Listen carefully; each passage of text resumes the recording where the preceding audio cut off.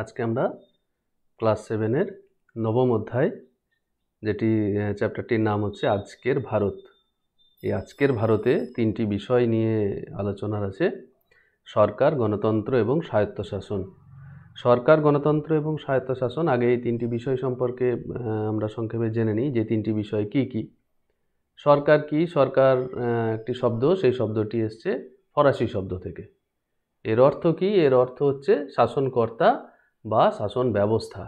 শাসনকর্তা হতে পারে, শাসন ব্যবস্থাও হতে পারে, যাই হোক না কেন সেটিকে মোটামুটি আমরা যারা শাসন করে তাদেরকেই আমরা সরকার বলি এখন বর্তমান কনসেপ্টে।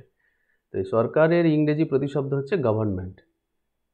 গভর্নমেন্ট এর যে গভর্ন কথাটি গভর্নমেন্টের মধ্যে, সেই গভর্ন শব্দটির অর্থ হচ্ছে শাসন করা। তাহলে যাই হোক না কেন এই গভর্নমেন্ট মানে হচ্ছে যে যারা শাসন করে, শাসনকর্তা, তাদেরকে আমরা সরকার বলি বা শাসন ব্যবস্থা বলি। তো এই যে সরকার, বিভিন্ন দেশে ধরো বিভিন্ন রকমের সরকার আছে যারা শাসন ব্যবস্থা পরিচালনা করে সেই দেশের। তো সেই সরকারগুলিকে বর্তমান দিনে দাঁড়িয়ে আমরা অনেক রকমের অনেক ক্যাটাগরিতে ভাগ করতে পারি। তো তার মধ্যে মূল চারটি জনপ্রিয় ক্যাটাগরি হচ্ছে এককেন্দ্রিক, যুক্তরাষ্ট্রীয়, মন্ত্রী পরিষদ চালিত এবং রাষ্ট্রপতি শাসিত। যে এইগুলো, এই ধরনের সরকার মোটামুটি বেশিরভাগ দেশেই এখন জনপ্রিয়। তো কী কী ধরনের এককেন্দ্রিক সরকার আমরা কাকে বলবো? এককেন্দ্রিক সরকার হচ্ছে কোনো দেশের শাসন ব্যবস্থা যখন একটি কেন্দ্র থেকে পরিচালিত হয়, দেশের কোনো একটি রাজধানী থেকে, সেইখানেই একটি সরকার থাকে, সেই সরকারই হচ্ছে সর্বোচ্চ ক্ষমতার অধিকারী, তারাই পরিচালনা করে। সেই ধরনের শাসন ব্যবস্থাটিকে বলা হয় এককেন্দ্রিক শাসন ব্যবস্থা। যুক্তরাষ্ট্রীয় শাসন ব্যবস্থা আমরা কাকে বলবো? যুক্তরাষ্ট্রীয় শাসন ব্যবস্থা হচ্ছে যে দেশের শাসন ব্যবস্থায় দু ধরনের সরকার থাকে, একটা হচ্ছে কেন্দ্রীয় সরকার আর একটি হচ্ছে যে কোনো একটি অঞ্চলে আঞ্চলিক সরকার বা যাকে আমরা রাজ্য সরকার বলে থাকি। তাহলে একটি কেন্দ্রীয় সরকার থাকে আর হচ্ছে বিভিন্ন অঞ্চলে বা প্রত্যেকটি রাজ্যেও একটি করে সরকার থাকে। এই ধরনের যদি ব্যবস্থা হয় তাহলে তাকে যুক্তরাষ্ট্রীয় ব্যবস্থা বা যুক্তরাষ্ট্রীয় সরকার বলা হয়। মন্ত্রী পরিষদ চালিত কি? মন্ত্রী পরিষদ চালিত হচ্ছে যে মানে একটি আইনসভার মন্ত্রিমণ্ডলী, আইনসভার সদস্যদের মধ্য থেকে মন্ত্রিমণ্ডলী বা মন্ত্রী পরিষদ গঠিত হয়।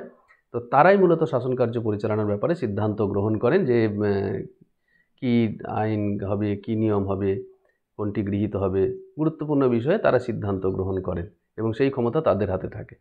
তো সেই ধরনের ব্যবস্থাটিকে বলা হয় মন্ত্রী পরিষদ চালিত। আরেক ধরনের সরকার আছে যে সরকারে হচ্ছে রাষ্ট্রপতি, মানে আইনসভা থাকে, মন্ত্রী পরিষদও থাকতে পারে, কিন্তু রাষ্ট্রপতি তিনি হচ্ছেন সর্বোচ্চ ক্ষমতার অধিকারী, কিন্তু এককেন্দ্রিক নয়। এমন হতে পারে যে রাষ্ট্রপতি যে দল থেকে নির্বাচিত হলেন, দেখা গেল আইনসভার সদস্যরা হয়তো সেই দল থেকে নির্বাচিত নাও হতে পারেন, কিন্তু রাষ্ট্রপতির হাতে চূড়ান্ত ক্ষমতা থাকে, মানে তিনি দায়বদ্ধ নন ওই আইনসভার কাছে। যেমন মার্কিন যুক্তরাষ্ট্রে ধরো রাষ্ট্রপতি শাসিত শাসন ব্যবস্থা। মন্ত্রী পরিষদ চালিত শাসন ব্যবস্থার একটি উৎকৃষ্ট উদাহরণ হচ্ছে ব্রিটেন বা ইংল্যান্ড। যুক্তরাষ্ট্রীয় শাসন ব্যবস্থা হচ্ছে ভারতবর্ষ। এই ভারতবর্ষ হচ্ছে এমন একটি ব্যবস্থা যেখানে এককেন্দ্রিক ব্যবস্থাও আছে, যুক্তরাষ্ট্রীয় ব্যবস্থাও আছে, মন্ত্রী পরিষদ চালিত ব্যবস্থাও আছে, রাষ্ট্রপতি শাসিত ব্যবস্থাও আছে, মানে সমস্ত কিছুর বৈশিষ্ট্য কিছু কিছু করে আছে ভারতবর্ষের। কারণ হচ্ছে না কি, ভারতবর্ষের যে নিয়মকানুন, সেই নিয়মকানুন বা সংবিধান, সেটি হচ্ছে যে পৃথিবীর মধ্যে সব থেকে বড়, মানে এত বড় সংবিধান আর কোথাও নেই। এই সরকারের আবার বিভাগ থাকে, যেমন আমাদের অঙ্গ থাকে, মানব শরীরের যেমন অঙ্গ থাকে হাত পা, এরকম যে বিভিন্ন অঙ্গগুলো না থাকলে কি হয় না, একটা কাজ অন্যটা করতে পারে না। তো এরকম সরকার পরিচালিত হয়, তিনটি তার অঙ্গ থাকে, একটি হচ্ছে আইন বিভাগ, একটি শাসন বিভাগ, একটি বিচার বিভাগ। আইন বিভাগ আইন তৈরি করে, শাসন বিভাগ হচ্ছে সেই আইন অনুসারে শাসন করে, আর বিচার বিভাগের কাজ হচ্ছে যে ওই আইন বিভাগ প্রণীত আইন অনুসারে শাসন বিভাগ শাসন কার্য পরিচালনা করছে কিনা বা জনগণের বিভিন্ন অধিকার রক্ষা, সেইগুলো হচ্ছে বিচার বিভাগ দেখে। এই তিনটি বিভাগ স্বতন্ত্র যদি থাকে তাহলে তাকে বলে ক্ষমতা স্বতন্ত্রীকরণ। ক্ষমতা স্বতন্ত্রীকরণ নীতির প্রবক্তার নাম মন্টেস্কু। এই তিনটি যদি আলাদা আলাদা না হয় তাহলে কি হবে না, তাহলে আইন বিভাগ অনুসারে যদি শাসন বিভাগ শাসন কার্য পরিচালনা না করে, তাহলে বিচার বিভাগ যদি ওই শাসকের হাতে নিয়ন্ত্রণে থাকে, তাহলে বিচার বিভাগ সবসময় বলবে না ঠিক আছে। কিন্তু যদি বিচার বিভাগ স্বতন্ত্র হয়, বিচার বিভাগ যদি কারো কাছে দায়বদ্ধ না থাকে, তাহলে কিন্তু সে সঠিক বিচারটি করতে পারে। এই জন্য তিনটি বিভাগকে স্বতন্ত্র রাখা খুব জরুরি।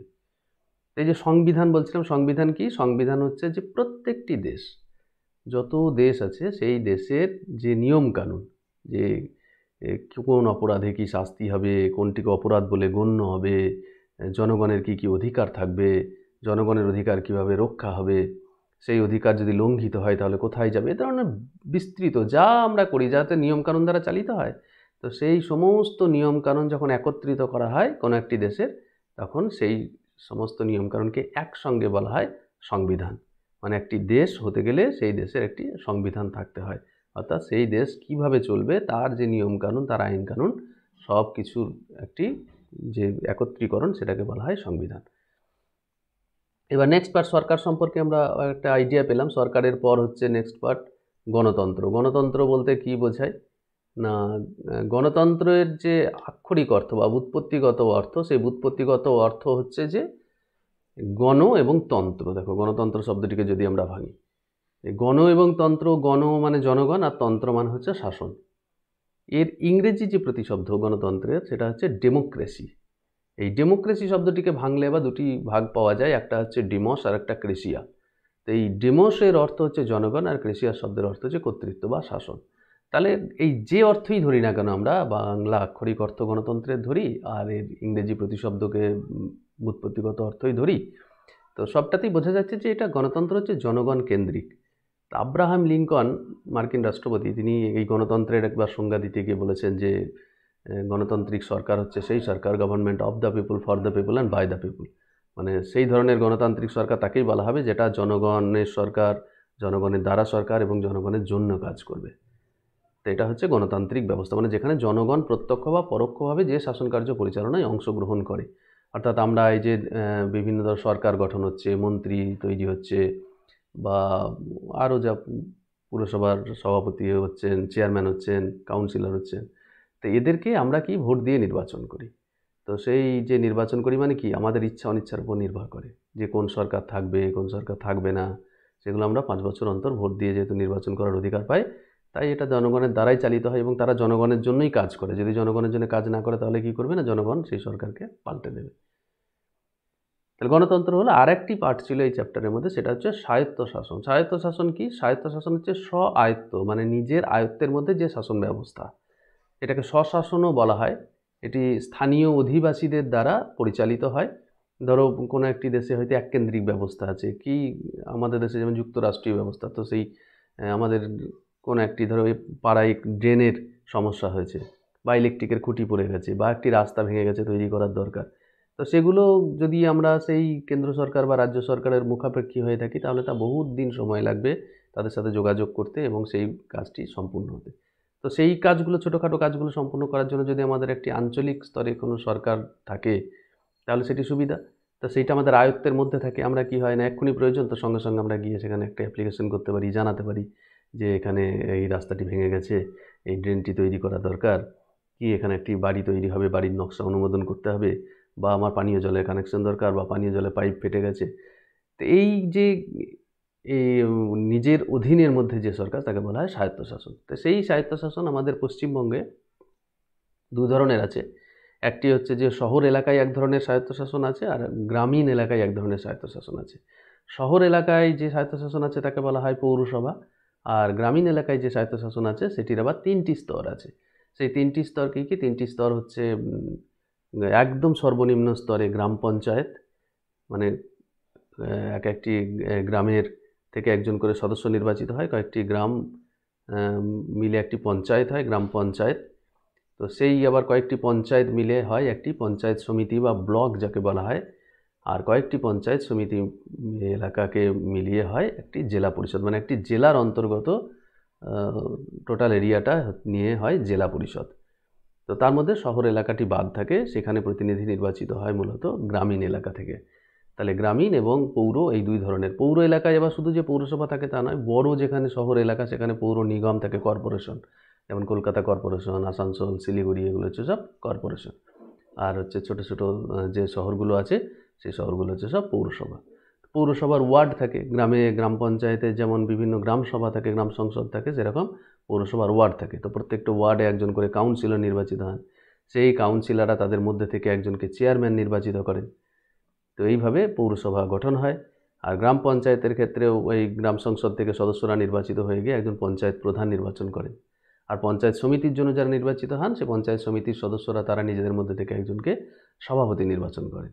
আর জেলা পরিষদের যারা সদস্য নির্বাচিত হন তারা তাদের নিজেদের মধ্যে থেকে একজনকে সভাধিপতি নির্বাচিত করেন। তাহলে পৌরসভার প্রধানকে বলা হচ্ছে চেয়ারম্যান, পঞ্চায়েতের যিনি প্রধান তাকে বলা হচ্ছে পঞ্চায়েত প্রধান, পঞ্চায়েত সমিতির যিনি প্রধান তাকে বলা হচ্ছে সভাপতি, আর জেলা পরিষদের যিনি প্রধান তাকে বলা হচ্ছে সভাধিপতি। তো এই হচ্ছে মূলত আজকে তোমাদের এই চ্যাপ্টারটির বিষয় ছিল।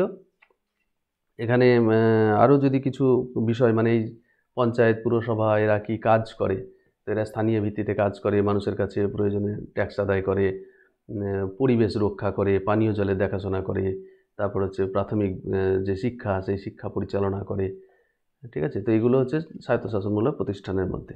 আর যুক্তরাষ্ট্রীয় যে রাজ্য এবং কেন্দ্র দু ধরনের যে সরকার আছে সেই সরকার সম্পর্কে যদি একটু বলে দিই, সেটা হচ্ছে আমাদের যে কেন্দ্রীয় সরকার আছে সেই কেন্দ্রীয় সরকারের যিনি প্রধান আর কি সত্যিকারের প্রধান তিনি হচ্ছেন প্রধানমন্ত্রী, আর রাজ্য সরকারের যিনি সত্যিকারের প্রধান তিনি হচ্ছেন মুখ্যমন্ত্রী।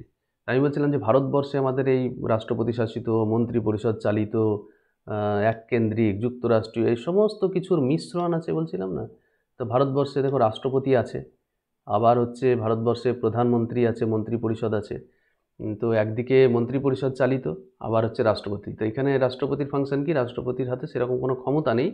রাষ্ট্রপতির পদটি হচ্ছে আলংকারিক, একে বলা হয় নিয়মতান্ত্রিক প্রধান, মানে তিনি শুধু নিয়ম রক্ষা করার জন্য ওই পদে বসেছেন, তার নামে সব কিছু পরিচালিত হবে, কিন্তু তিনি কি সিদ্ধান্ত নেবেন, কি ঘোষণা করবেন, কি বক্তব্য রাখবেন তা সবটাই মন্ত্রী পরিষদ তথা প্রধানমন্ত্রী বা তারা হচ্ছে রচনা করে দেয় বা আগে থেকে স্থির করে দেয়। রাজ্যের ক্ষেত্রে এরকম একটি নিয়মতান্ত্রিক পদ আছে, তা সেটির নাম হচ্ছে রাজ্যপাল। রাজ্যের প্রধান শাসক হচ্ছেন মুখ্যমন্ত্রী, আর রাজ্যপাল হচ্ছেন যে তিনি একজন নিয়মতান্ত্রিক প্রধান রাজ্যের। রাজ্যপালের নামেই সব কিছু পরিচালিত হয়, কিন্তু আসলে রাজ্যপালের সেরকম কোনো ক্ষমতা নেই। রাজ্যপালকে যেটি ঠিক করে দেওয়া হয়, মন্ত্রী পরিষদ বা মুখ্যমন্ত্রী যা ঠিক করে দেন সেই মতোই তাকে তিনি চলতে বাধ্য হন।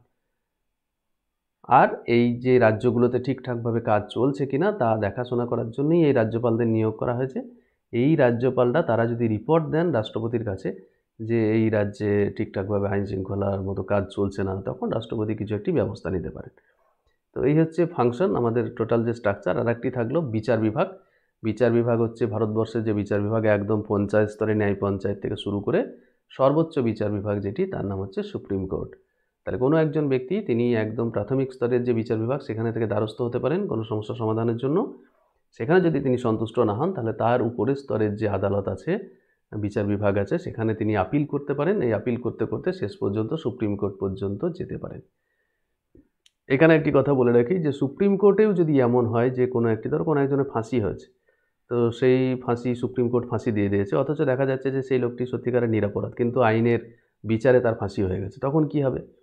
তখন একটি বিধান আছে যে রাষ্ট্রপতি মনে করলে তাকে ক্ষমা করে দিতে পারেন। শেষ, মানে এই যে ক্ষমা করার ক্ষমতা এটি কিন্তু রাষ্ট্রপতির আছে, সুপ্রিম কোর্টেরও উপরে। তাহলে শাসন বিভাগ, বিচার বিভাগ জানলাম। আইন বিভাগ কি? আইন বিভাগ হচ্ছে যেখানে আইন রচনা হয়। রাজ্য স্তরে আইন বিভাগ হচ্ছে বিধানসভা, যেখানে যাদের সদস্যদের আমরা বলি এমএলএ। প্রত্যেক 5 বছর অন্তরে বিধানসভা নির্বাচন হয়। আর কেন্দ্রীয় স্তরে যে আইনসভা, সেই আইনসভার আবার দুটি ভাগ আছে। একটি নাম হচ্ছে লোকসভা, আর একটি ভাগের নাম হচ্ছে রাজ্যসভা।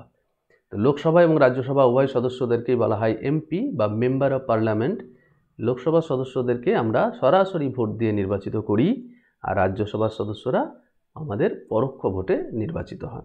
তো এই লোকসভা এবং রাজ্যসভা দুটো জায়গাতেই নতুন কোনো আইন প্রণয়ন, আইন সংশোধন সেগুলো হয়ে থাকে। তো সেই জন্য এগুলোকে বলা হয় সব আইনসভা। তাহলে কেন্দ্রীয় আইনসভা দুটি, একটি লোকসভা একটি রাজ্যসভা। আর রাজ্য আইনসভা কোথাও কোথাও দুটি আছে, বিধানসভা বিধান পরিষদ। আমাদের পশ্চিমবঙ্গে হচ্ছে যে আইনসভা একটি কক্ষ আছে, সেটির নাম হচ্ছে বিধানসভা। বিধানসভার সদস্যদেরকে বলা হয় এমএলএ। তাহলে সংবিধান কি?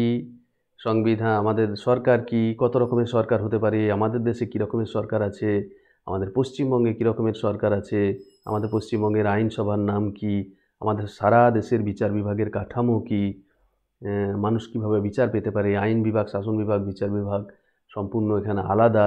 যদিও আইন বিভাগের সাথে শাসন বিভাগের কিছুটা সম্পর্ক থাকে, কারণ আইন বিভাগে যে দল সংখ্যাগরিষ্ঠতা পায় তারাই শাসন কার্য পরিচালনা করে, তাই আইন বিভাগের সাথে শাসন বিভাগের একটি সম্পর্ক থাকে।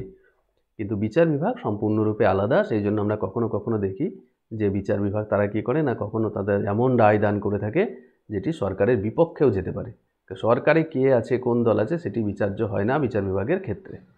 ঠিক আছে? তো এটাই হচ্ছে আজকের ভারত। এই ভারতবর্ষকে আরও শক্তিশালী করা দরকার। ভারতবর্ষকে শক্তিশালী করার জন্য যেটি দরকার সেটি হচ্ছে সংবিধান। সংবিধানকে মেনে চলতে হবে, আমাদের যে অধিকারগুলো আছে সেই অধিকারগুলো আমাদের পেতে হবে, আমাদের কর্তব্য পালন করতে হবে। তো এই ছিল আজকে তোমাদের বিষয়। আর এই বিষয় সম্পর্কে, চ্যাপ্টার সম্পর্কে কিছু প্রশ্নোত্তর, তা পিডিএফ আকারে তোমাদের একটি লিঙ্ক দিয়ে দেওয়া হবে। ডেসক্রিপশন বক্সে তোমরা সেই লিঙ্কটি পেয়ে যাবে। সেই লিঙ্কটিতে ক্লিক করে এই চ্যাপ্টারের কিছু প্রশ্নোত্তর সেটি পিডিএফ আকারে ডাউনলোড করে নিতে পারবে।